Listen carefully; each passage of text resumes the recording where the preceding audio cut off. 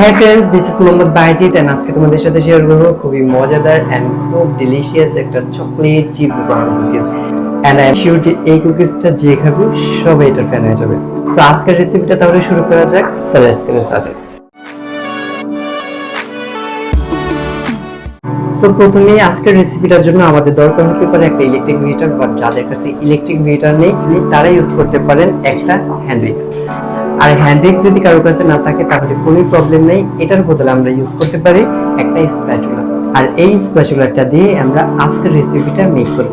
So let's make the recipe. Half cup পরিমাণ unsalted room টেম্পারেচারের butter. যদি কেউ চান তাহলে সল্টেড বাটার নিতে পারেন অ্যাজ এ উইশ, এবং চেষ্টা করবেন যাতে বাটারটা অবশ্যই রুম টেম্পারেচারে সফটেন বাটার হয়, তাহলে আমাদের কুকিজটা মেকিং সো ইজি হবে।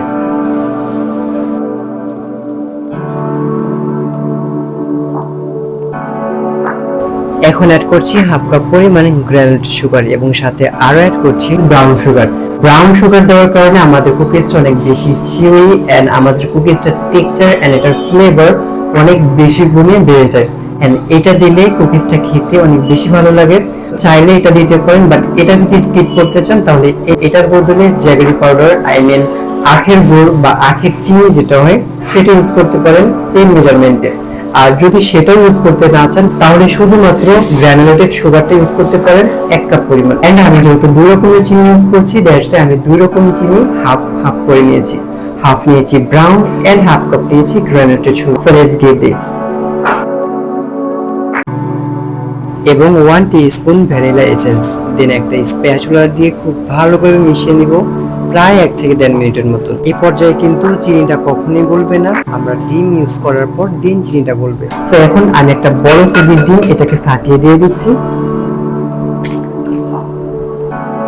এখন স্প্যাচুলা দিয়ে আবারও মিশিয়ে নিব 30 টু 40 সেকেন্ডের জন্য, জাস্ট ডিমটা মিশে যাওয়া পর্যন্ত। কোনোভাবে চিনিটাকে একেবারেই গলিয়ে ফেলা যাবে না, জাস্ট 70% চিনিটাকে গলিয়ে নিতে হবে, বাকি 30% চিনিটা আস্ত থাকবে। তারপর এটার সাথে অ্যাড করছি regular all purpose flour and half teaspoon baking soda. এখন এই সবগুলো ইনগ্রেডিয়েন্টসকে খুব ভালোভাবে মিশিয়ে নিতে হবে একটা সুইট কনসিস্টেন্সিতে আসা পর্যন্ত। এখন আমি এটাকে র‍্যাপ করে নরমাল ফ্রিজে রেখে দেব 10 থেকে 15 মিনিটের জন্য। অপর সাইডে চকলেট চপ করে নিচ্ছি। আপনারা চাইলে যে কোনো ধরনের চকলেট নিতে পারেন, যদিও ফার্স্টে বলেছিলাম যে চকলেট চিপস, বাট পরে দেখি ওইটা নাই, তো কি হয়েছে, একই তো হয়েছে তাই না। এন্ড দেন আমি সুইট ডোটাকে ফ্রিজ থেকে বের করে একটা বেকিং ট্রেতে 5 পয়েন্ট পেপার বিছিয়ে সেটার উপরে আমি একটা স্কুপার দিয়ে স্কুপ করে নিচ্ছি আমার পছন্দ মতো। তারপরে চকলেটগুলো এটার উপর সাজিয়ে নিচ্ছি। আপনারা চাইলে চকলেট চিপসও দিতে পারেন উপর দিয়ে ছিটিয়ে।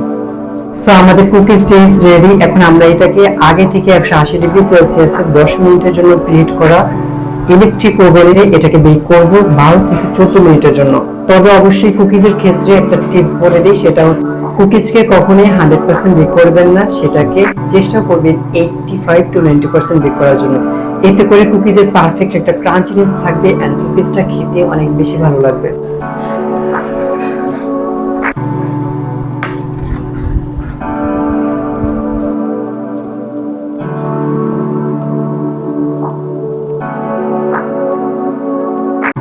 সো কেমন লাগলো আজকের এই দারুণ রেসিপিটি? আশা করি সবার অনেক বেশি ভালো লেগেছে।